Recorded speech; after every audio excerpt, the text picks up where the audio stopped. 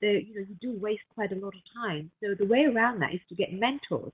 So I thought to myself, I mean, obviously, I've spoken to you a few times about my good friend Jimmy Choo, the shoe designer who started Jimmy Choo Limited, and he was one of the partners. And he is just such an amazing guy. He's so full of humility, so kind. He's always so kind. He's always so so helpful to so many people, and he's really well loved. So I've learned a lot from him, about meditation. And then when I went to Malaysia this year, I met Dr. Michael Teo, who made his first million when he was 26, I think. And then I thought to myself, he's interesting, because he has a lot of entrepreneurs. He has created a hub of entrepreneurs. So he surrounds himself with people that that are good, who are very business minded, who are the elites of Malaysia, and they do a lot of good. I mean, there's no point being poor, because when you're poor, you can't help anyone else. I mean, look at Bill Gates, and look at the guy who started Facebook. They're there to help a lot of people, to lift them up. So I think if you have mentors or coaches, such as yourself, that's a real game changer, because we don't have enough time in life to waste.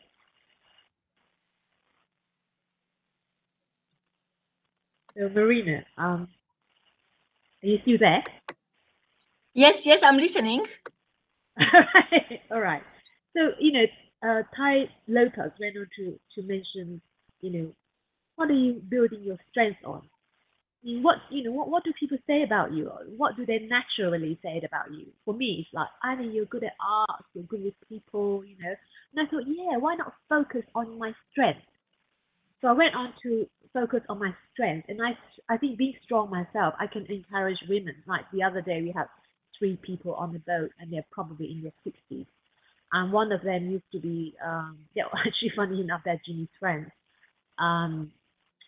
Michael used to work for the Scotland Yard as a forensic scientist, and then Zahara, she writes for one of the biggest Malaysian newspapers, and also Helen, she writes for the Feng Shui magazine, and they've never, I mean, I think Michael's never painted in his life.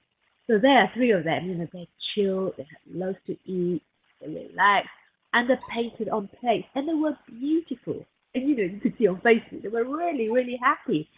And I think something as simple as that helps you bring out the joy in your life and help you relax a bit.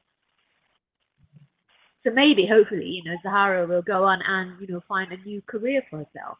I don't know, I wish her the best of luck. So it says, life is like a sculpture, you keep chipping away, and you focus. I think focus is really important. And I think you focus a lot, Marina. You focus and you work really hard. So increase your talent, increase your strength, and stay humble, And I mean, I like to, put that all into perhaps the children's book, and maybe the younger generation can learn a tiny bit. We can all learn from each other. Yeah. So over to you, Marina. Annie, yes, I understand that. I always believed in you and your power to unleash your power, because I felt at the time you was holding back, and now you came such a long way.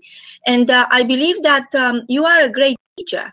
It's a lot to learn from your journey, and for you to share today with our listeners is such a privilege. You are a great artist, and there are other people out there who need to be inspired by your story, because teaching them is perhaps one of the greatest of the arts, because it's all about teaching the human mind and spirit to be more and to give more.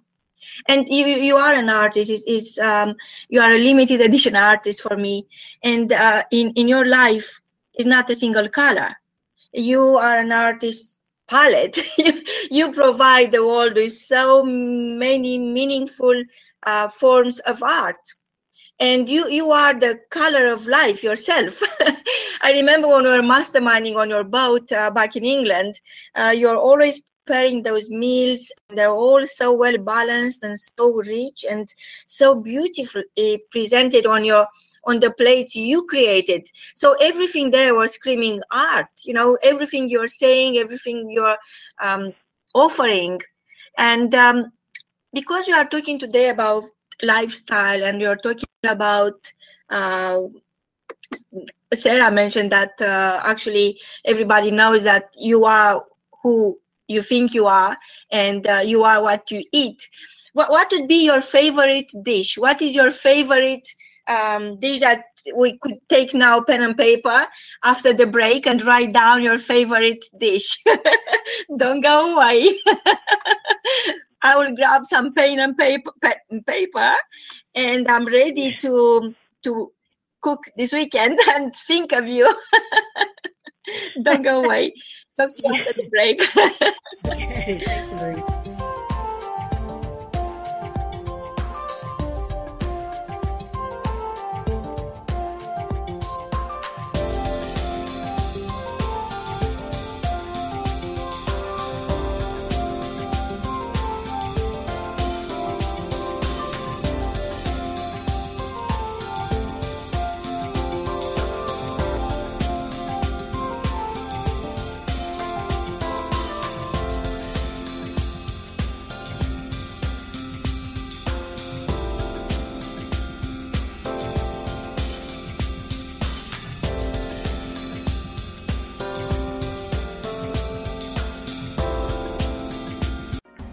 It is time to monetize your big idea.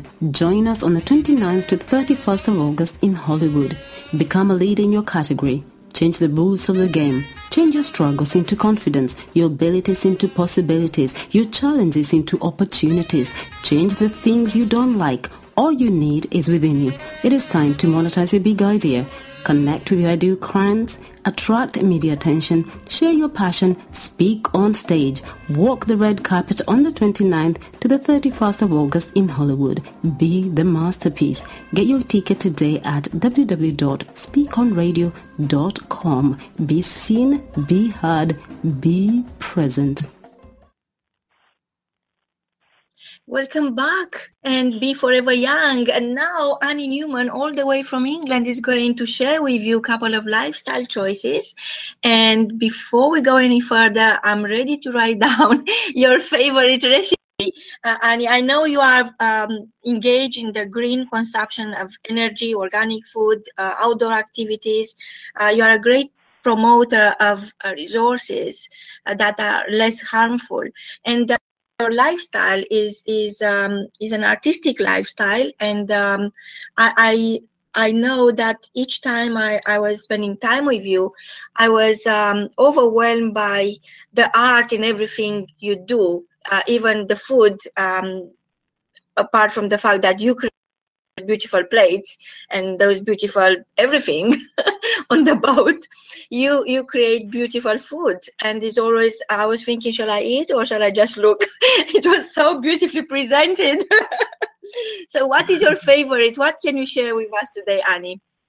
Well, when I was younger, gosh, it sounds terrible, doesn't it? When I was younger, I used to be you are getting younger. Yeah, I used to be I used to work for this, really wealthy Arab sheikh in Chester Terrace, and I used to, they used to, from time to time, they used to say, Annie, can you do some cooking? And I said, okay, I'll try. And then one day, the estate manager came to me and he said, Annie, I've got a really great recipe, for you, and gave me the recipe. And the next day, he said to me, Annie, would you run away with me? I said, no. And this recipe, I know, but such a, I just thought, my goodness me, you're such a naughty boy.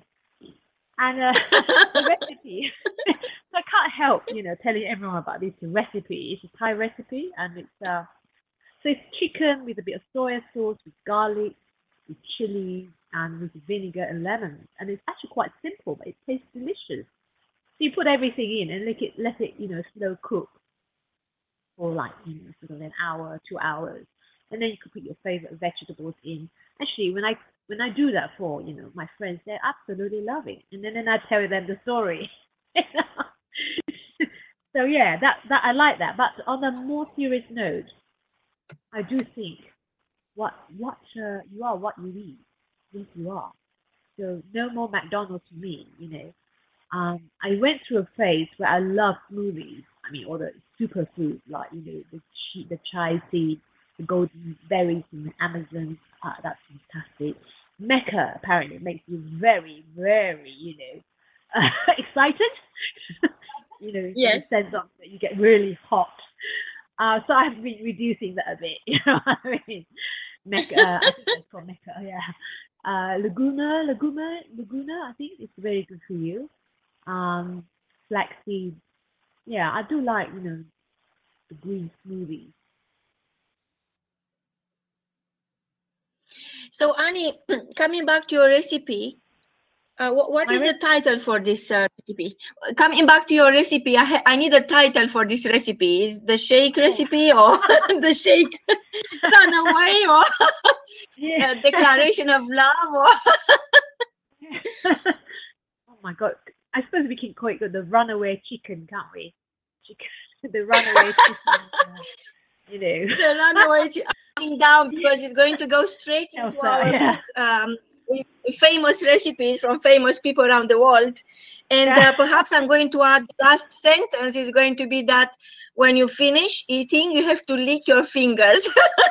Yes, absolutely. Absolutely. But I remember I had this dish once and I was licking my fingers. Oh, no. Yeah, I noticed you were looking very hot, Marina. So Annie, I remember, I'm not quite sure of the exact words, but Pablo Picasso said that all children are artists. And the challenge is how to remain an artist once you grow up. Yes. What would you say about that? Well, Picasso, he's one of the highest brand, he's like the luxury brand. And if you go to Las Vegas, there's I think, restaurant dedicated to his art. Amazing guy. And I think that leaving a legacy, that's something that we all try to do if we can. And for artists, my advice is not an easy life to be an artist. I mean, there's no point sitting back and hope that things will come to you, unless you have rich parents, unless you have fantastic connections. It's not easy. So nowadays, I mean, I do try to read a lot of business books. The latest one I'm reading is called China's Distractors by Edward Tees, I think, T-S-E, Edward Tees. And he's talking about Alibaba, the rise of Alibaba, of all the, of China, the companies in China. I think we have to learn from the East. We have to learn to go forward.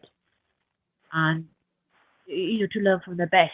And so to be an artist, you may have to look into doing social media, Facebook, Instagram, and perhaps, preach a message that is dear to your heart. What is really dear to your heart? I mean, up to now, mine is purely decorative art. For people's houses, your home is your castle, and I try to make it beautiful. So far, I haven't, I haven't been able to to give a lot of messages like Damon Hirst. His message, I don't know, the dead sheep. I don't know what it's about, but he sells for millions. But he's very good at marketing. So perhaps marketing is the way forward. You have to treat art as a business. If you don't treat it as a business, you're not going to take it seriously. So for me, I think my next stage is to do, a whole series of motivation books for children on leadership, and hopefully that those parents who believe in in leadership will buy them for their children, and perhaps that make their life a bit smoother, because I think the next 20, 30 years it's not easy. Lots of competition, lots of new ways coming in. You have to flow with the time, I think. Over to you, Marina. What do you think? I always think of you with lots of joy, because you are such a deep artist, deep thinker. Everything you do in your life, doesn't matter you are doing you make Beckham's house